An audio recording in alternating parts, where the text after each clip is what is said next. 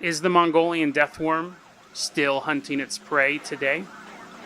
And we take a look at an infamous film detailing an infamous event today on Dead Rabbit Radio.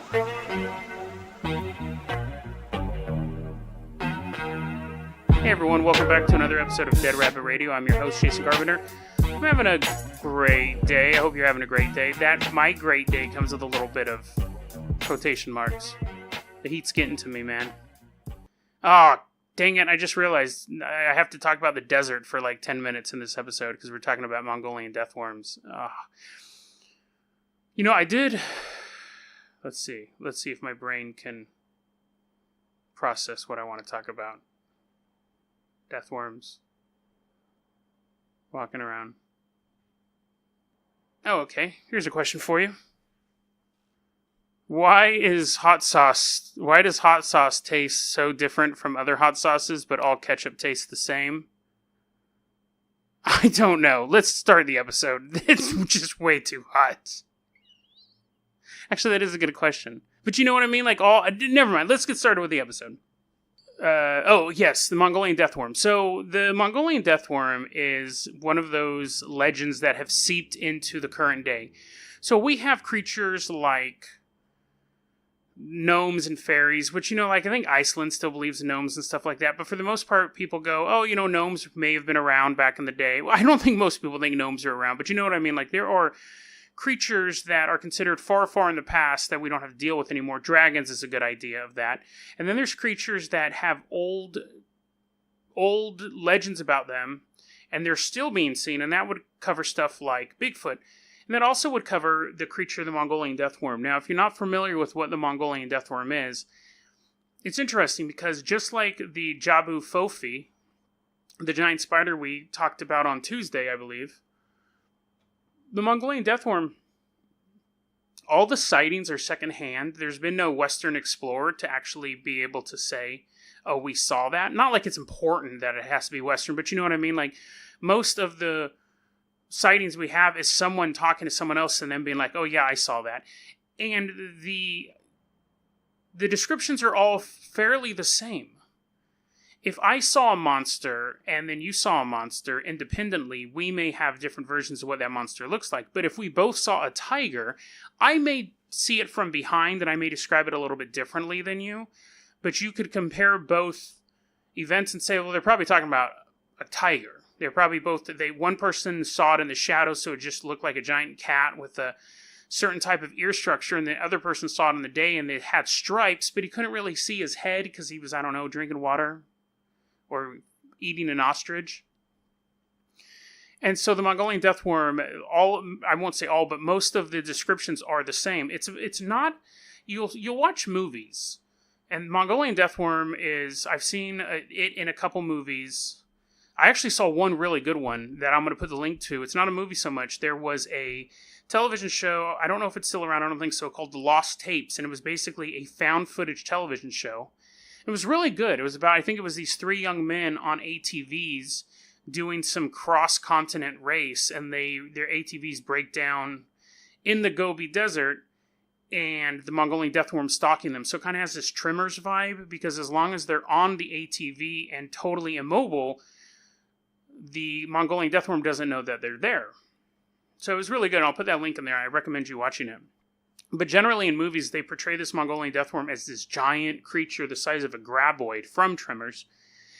And the local descriptions of it it's about 3 meters long. I don't know what that is in English, because, the only real measurement system is feet and inches. But I think 3 meters long, is something like 4 feet, something like that. I don't know, but anyways, so it's relative. That's the size. That's a size of a medium-sized snake. That's fairly believable. What makes people doubt that it exists is that it has other attributes that people are like, maybe that's just made up. One is it spits out some sort of toxin. So you have this 3-foot-long worm that it burrows underground.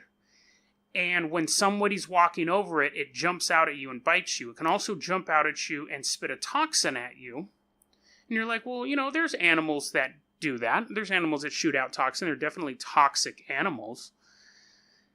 The Mongolian Death Worm has another attribute, is that it can release electricity. It can shock people near it. So or animals, if you're walking on the ground, the first thing you may feel, as opposed to walking in the sky, I guess, but as you're walking, the first thing you'll feel is a sharp electric shock. It kind of stuns you and you'll fall down, and then it can kind of take its time with you, spray the poison in your face, eat what's left. Now, this creature has had sightings going back as long as there are people in the area. It came to the West's attention, I believe, like back in 1920, and at that time, so the Mongolian Prime Minister at that time was like, I've seen a death worm. He could describe it. And what's funny is that for a long time, there was actually a ban in the country for hunting the death worm. They just didn't want to deal with people going out there. Now, it's not the most... I'm sure they're having a bunch of crackpots going out there and dying of dehydration because it is a desert after all.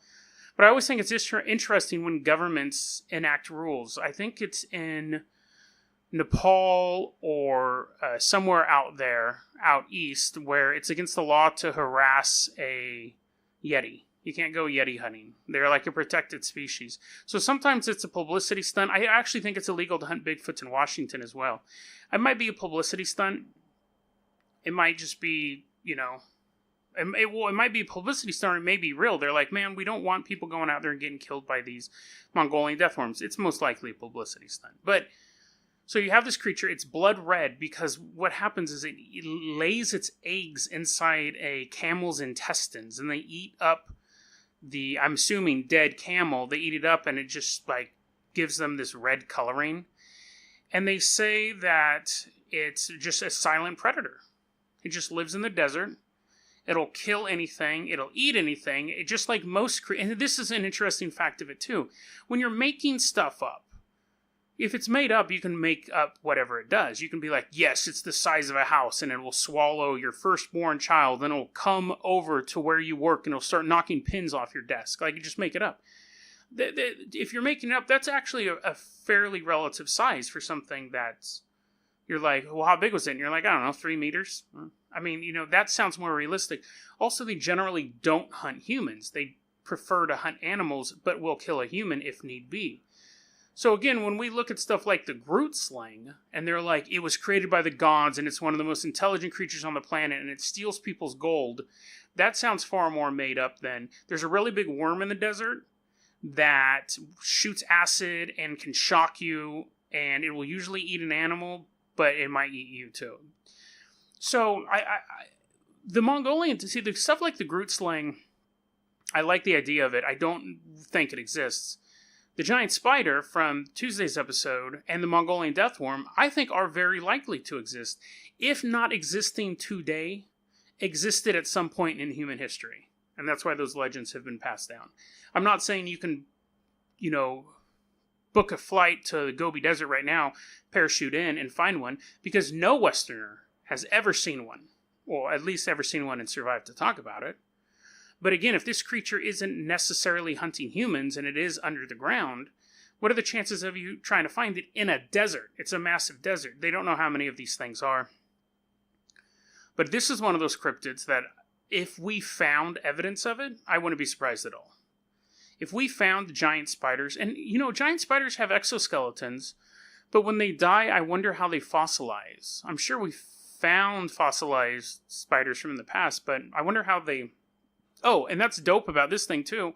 Mongolian death worm actually has an exoskeleton as well, and when it's damaged, when it's attacked, it can actually molt off its armor and grow new armor. So they're fairly difficult to kill. They're not impossible. I mean, obviously, if you shot one, it's dead. But it's mostly built for protecting against, animal attacks, where if, I don't know what else lives out in the Gobi Desert, if a paku attacks it, it can be like, ha ha ha, and then just, take off that piece of broken armor, have some new one, and then he shocks them, and eats them. So, I don't know. The Mongolian Death Worm, I'm going to put in the possible category of my cryptid category I just made up for this episode. I'm going to count it as possible. It may not have I think the least likely thing out of everything it's described is the electrical ability. I don't think the size is ridiculous. I don't think the venom's ridiculous. I don't think the environment or what it hunts and all this stuff, the electrical shock thing is probably the most fantastical thing. But the only thing that really makes people doubt this is they've never seen one. Everything else fits into how big these type of creatures can be, what it would eat, how it would live, and things like that. And again, with the giant spider, the only it acts like a spider, it hunts like a spider, does everything like a spider. The only thing people debate is, it can't get that big. As opposed to the Groot sling, which is completely mythological, or the Atawa, the tiny, tiny ant-sized humans. I mean, those aren't just on its face completely untrue. So, I do recommend, I haven't watched, I said I've seen those other Death Worm movies, as in I've seen they exist. I haven't watched any of the other Death Worm movies, but actually I probably am going to. But I recommend you guys watch the Lost Tapes, and again, I'll put that link in below. Now we're going to move on to our next story, which is actually currently being made into a movie, but you guys are going to get a little spoiler on that. You guys don't have to wait for the movie to come out. Back during World War II, Joseph Goebbels, I think that's how you pronounce his last name. If I'm wrong, I apologize. Not to him, to you. I don't care about him. Goebbels? It might be Goebbels. I don't know. Anyways, Joseph, he was a propaganda minister for the Nazis. So he believed that film was one of the greatest propaganda tools available. And it was. It was. It is, still to today. So he made a movie. One of the movies he made was called Sus the Jew. And it was a drama about an innocent German girl being raped by a Jewish man. And audiences around Germany loved it. And he's like, okay, I'm onto something. I just need to make propaganda films to keep the Germans, because this was like in 1942, 1943, so things weren't going well. He's like, I'm going to make these Nazi propaganda movies, keep the spirits up. This is how we're going to keep people fighting, keep people in line with the Nazi idea. So it dawns on him, what is one of the greatest tragedies in recent human memory, other than the whole Nazi Holocaust thing? It was the sinking of the Titanic. And so Goebbels, I'm going to mispronounce his name every single time I say it, so let's just go on there. But he decides to make a movie about the Titanic with a twist. He wants to put the onus on capitalism. The reason why the ship sank was capitalism. The Nazis were national socialists. They were a socialist movement who believed that the government should control, everyone gets a job, the government controls the economy. Capitalism is not something that they were too fond of. So they basically wrote this script where it's these businessmen in New York, in Britain, who realized that the company that owns the Titanic, which I think was the Red Star Line, was not doing well. So they go, what if we take this new boat we built, the Titanic, and we race it across the ocean as fast as we can, and it'll win this award. And what we'll do right now is we're going to short sell our stock because the stock is low. And then once it completes the race, we will buy the stock back or something like that. Or they were going to cover it or whatever. They were going to make a ton of money once it won the race. So basically, Goebbels is figuring this to be like, it's a mad, mad, mad, mad world, but with the Titanic. It's just this wacky race. So that's the plot. So that's the start of the plot. And then they created a German character who's like an officer on the ship. And he's like, as the captain who's like speeding across the ocean, the German guy's like, we shouldn't go so fast, sir. And the British captain's like, you don't understand anything, German. We're going to make it, and this is going to be the fastest boat ride ever. And so then, of course, spoiler alert, the boat ends up hitting an iceberg. So his girlfriend was the German first officer, had a love interest, and he's like, he has to get to her to get off the boat. And they show all like the rich people on the boat, like totally cowardly. They're just like, no, save me first. While this German guy's like running through the boat, saving poor people. And all the Germans are like, come with us. We're all on this together and we'll take care of you. And at one point, the German officer, the star, grabs this little girl because the boat's starting to like go under. And there's like this little girl is trapped in her cabin because her parents are like, capitalism rules. See you later, kid. The German guy gets the kid. He then jumps off of the boat and lands in the water. And his girlfriend shows up in a rowboat and they get in and the Titanic falls into the water. And then there's this whole thing at the ending where the Germans like, the company was trying to make us go fast. And the courts are like, well, we're capitalists too, so you're innocent. And it was this whole thing about how the system's rigged against the working class and how Germans are noble and the British and the Americans are all about money. So as a propaganda film, that would work. That was the plot. But what happened was when they were making the movies, when the weird stuff started to happen, Goebbels, I can't believe. Okay, anyways, he personally picked the director to do this film. He had worked on other propaganda films for him. He goes, I want you to direct this. The movie cost, at its time, $180 million. Well, with inflation. Or maybe not inflation. Let me check. Yeah, with inflation, $180 million. And remember, they're at war. This is not like in 1937. They're in war. This is 1942. They got other stuff to spend their money on. Anyways, he personally picks this director. They're shooting the movie, and the Nazis send over a bunch of advisors to the film to be like, this is what it's like being on a boat. And the advisors are constantly drunk, and they're sexually molesting or assaulting the women working on there. And the director's like, okay, guys, let's get it together. And they won't listen to him. So he starts complaining. Now, that's one thing you don't want to do in a totalitarian state, because it gets back to Goebbels. He personally pulls in the director and says, did you say this stuff? And the director's like, looks at him and goes, yeah, I said that stuff. And that really made, I'm just going to stick with Goebbels. It really made Goebbels mad. I really hope that's how you say his name. Anyways, it really made him mad because this was a guy he personally picked, and now he's basically like throwing that in his face. He sends him to jail, but luckily for the Nazis, he hangs himself the next day. So the director's dead, and it's ruled a suicide. So then the cast is like, what? You know, that's not, he didn't die, and they kind of get upset, and Goebbels is like, hey, listen, man, you can complain all you want. I got a nice jail cell with an extra bed sheet. So the cast was like, okay, we're done. We're done with this. So they get another director. They continue to make the movie. It gets finished. It's way over budget. It gets finished. Now, and also they actually had, like, they were shooting it on a real, like, liner, a real big boat. And there was, you know, obviously pickup shots other place, but the set was an actual boat that was sailing out in the ocean. So they shoot the movie, and Goebbels is watching it at one point. It's all done. And there's scenes to show how, like, uncaring the capitalists are towards the poor people on the boat. So there's a few scenes of, like, you know, they'll pull down gates and lock them so the poor people can't get out. And you saw that actually in the James Cameron movie Titanic. Like, these safety gates came down, and they'd lock them, but it prevented people from getting out to surface so they could not drown. So there's scenes of these gates coming down and, like, families being separated and, like, reaching through the gate.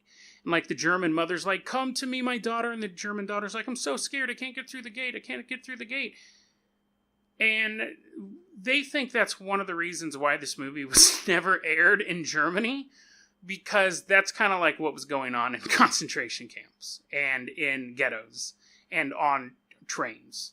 People were basically having gates put in between them and crying, as in this movie it was the capitalists, the uncaring capitalists, and in reality it was the uncaring National Socialists.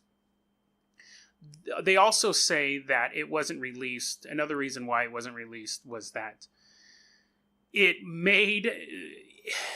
was coming towards the end of the war, and it was basically a movie about a hopeless event and a few people surviving a hopeless event.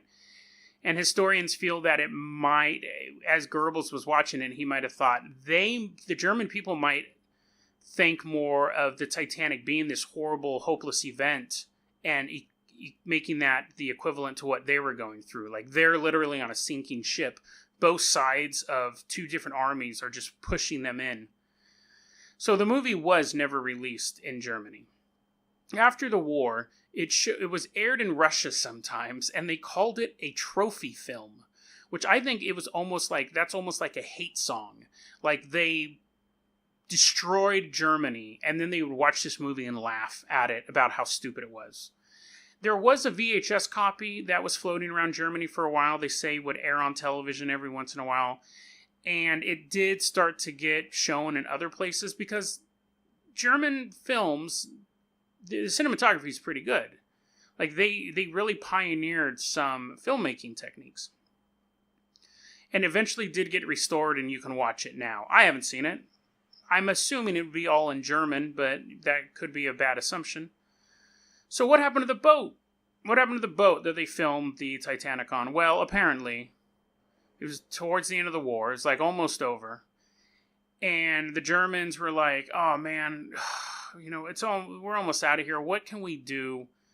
We're almost done. What do you want to do? And the other guy's like, you know what I want to do? I want to kill some more Jewish people. So they loaded a bunch of Jewish people onto this boat, turned it into a prison boat, and sent it out going, okay, two things are going to happen. With the war's ending, two things are going to happen. Either the British are going to blow it up, or we're going to sink it.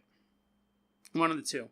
And some British bombers spotted a Nazi ship in the water, and they dropped bombs on it and killed them. And ended up killing 3 times the amount of people who died on the actual Titanic. That is the history of, it's generally called the Nazi Titanic, and it was actually the first movie on the subject that was called Titanic. Or The Titanic. Before, they were called like A Night to Remember, I think was the first big Titanic film. This one was just called The Titanic. Or, no, actually, it was just called Titanic. I don't know how many times I have to say that. This one was called Titanic. It was the first movie about the event called Titanic. There had been other movies about that. I know one of them was called A Night to Remember, which sounds romantic, but it's not. It's a bunch of people drowning. Movies are a very good propaganda tool. But you may want to think long and hard about what you're trying to propagandize. Because obviously they had some things in mind about corruption in the government and uncaring bureaucrats separating families and the hopelessness of being surrounded by darkness and slowly drowning. Probably aren't messages you want to give to people who live in a brutal totalitarian regime where they've seen families separated and they are getting bombed daily. Probably not a good idea. Nazi Germany was full of bad ideas. This was probably their least bad idea. I do have to say, I would watch this, not the movie Titanic, because again, it's probably all in German, but I would watch a movie about the making of Titanic. I think that sounds far more interesting than the movie they made. I think I would watch that. I'm not a big fan of World War II movies in general. I think they're all kind of the same. Saving Private Ryan was okay. Saving Private Ryan actually only had one good scene, and that was the beach scene. Everything else was kind of lame, honestly. And it made every game be washed out gray after that. Call of Duty and all that stuff, it's like they just put gray saran wrap over their graphics and said, hey, it's like Saving Private Ryan. I'm not a big fan of that era, that storytelling era. I'm not a big fan of it. But I'd watch this, maybe, if it was on Stars or something like that, on YouTube. We'll find out when it comes out, if it ever does. DeadRabbitRadio@gmail.com is going to be... Oh, I am curious, what happens if when they're making this movie about the Nazi Titanic, that boat sinks too? That would be crazy. You know, a guy died making James Cameron's Titanic. Maybe just that story is cursed. I'm not going to make a Celine Dion joke either. That's kind of low-hanging fruit. DeadRabbitRadio@gmail.com is going to be your email address. Facebook.com/DeadRabbitRadio is our Facebook. On Twitter, we are @Jason O. Carpenter. Dead Rabbit Radio is the daily paranormal conspiracy and true crime podcast. It's so hot. Dead Rabbit Radio... Oh, man. Dead Rabbit Radio is the daily paranormal conspiracy and true crime podcast. You don't have to listen to it every day, but I'm glad you listened to it today. Have a great day. Stay hydrated, people. Stay hydrated.